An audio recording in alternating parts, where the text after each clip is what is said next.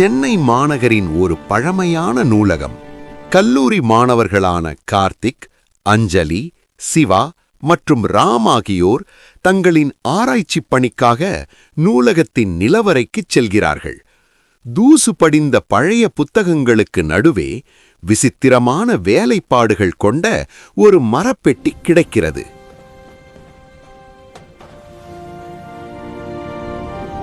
பெட்டியின் நடுவே ஒரு பச்சை நிற கல் இருக்க வேண்டிய இடம் காலியாக இருக்கிறது. சிவா ஆர்வக்கோளாறில் அந்த பெட்டியின் ஒரு பொத்தானை அழுத்த திடீரென நூலகம் அதிர்கிறது. மின்னல் போன்ற வெளிச்சம் அவர்களைச் சூழ்ந்து அடுத்த நொடி அவர்கள் அங்கிருந்து மறைந்து போகிறார்கள்.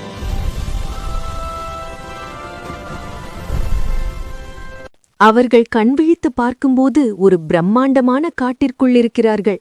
ஆனால் ஒரு அதிர்ச்சி, அவர்களின் உருவங்கள் மாறியிருக்கின்றன. கார்த்திக் ஒரு பலசாலியான போர்வீரன், கையில் ஒரு மின்னும் வாள். அஞ்சலி ஒரு நிலப்பரப்பு நிபுணர், கையில் மாய வரைபடம். சிவா ஒரு சிறிய பேசும் கிளி. ராம் ஒரு ராட்சத பலசாலி. அவர்கள் காட்டை பார்த்து மிரண்டு போயிருக்கையில் தரை அதிர்கிறது. தூரத்தில் ஒரு யானை வருகிறது. ஆனால் அது சாதாரண யானை அல்ல.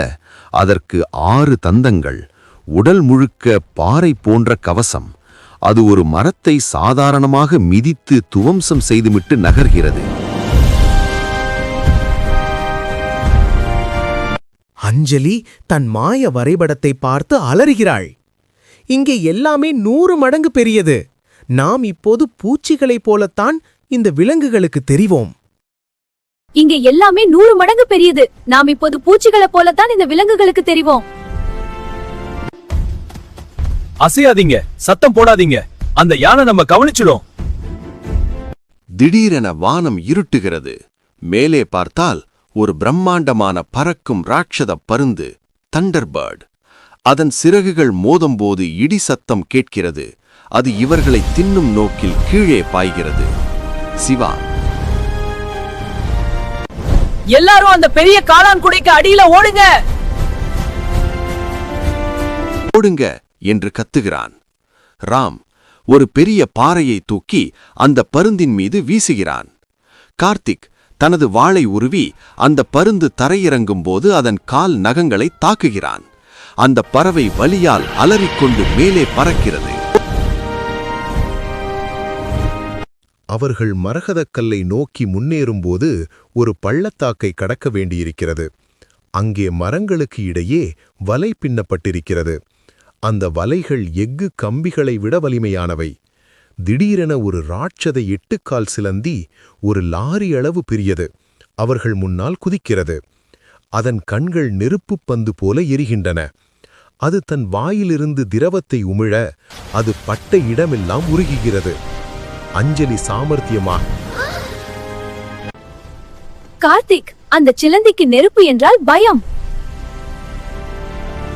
கார்த்திக் தனது வாளை பாறையில் தேய்த்து தீப்பொறியை உண்டாக்கி காய்ந்த இலைகளில் நெருப்பை மூட்டுகிறான். ராம் அந்த எரியும் தீப்பந்தத்தை தூக்கி சிலந்தியின் மீது வீச அது பயந்து பள்ளத்திற்குள் விழுகிறது. மலையின் உச்சியை அடைந்தபோது அங்கு பச்சை மரகதக்கல் ஒரு பீடத்தில் மின்னுகிறது.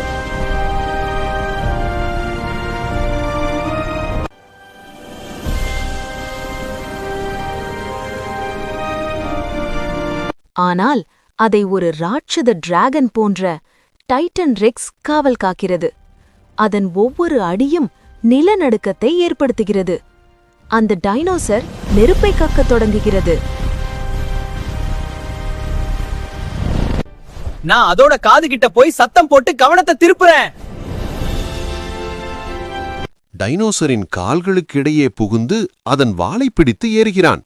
கார்த்திக் சிரமப்பட்டு டைனோசரின் முதுகு வழியாக ஏறி அதன் தலையில் இருக்கும் பீடத்திலிருந்து மரகதக்கல்லை உருவுகிறான். கல்லை எடுத்த அடுத்த நொடி அந்த டைனோசர் சிலையாக மாறுகிறது.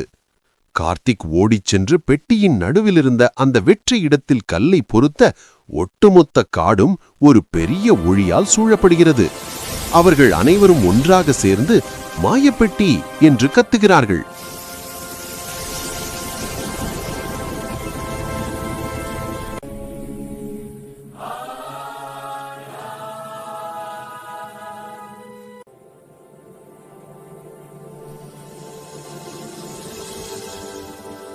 மீண்டும் அதே நூலகத்தின் நிலவரை. கார்த்திக், அஞ்சலி, சிவா, ராம் நால்வரும் தங்களின் பழைய உருவத்தில் தரையில் கிடக்கிறார்கள். இதே மாதிரி நிறைய பாட்டு, கதை, நீதி நிறைந்த வீடியோக்களை பார்க்கணும்னா உடனே மறக்காம நம்ம தி சுட்கி வால் சேனலை சப்ஸ்கிரைப் பண்ணுங்க. கூடவே அந்த பெல் பட்டனையும் அமுக்கிடுங்க. நன்றி குட்டீஸ், பபாய்.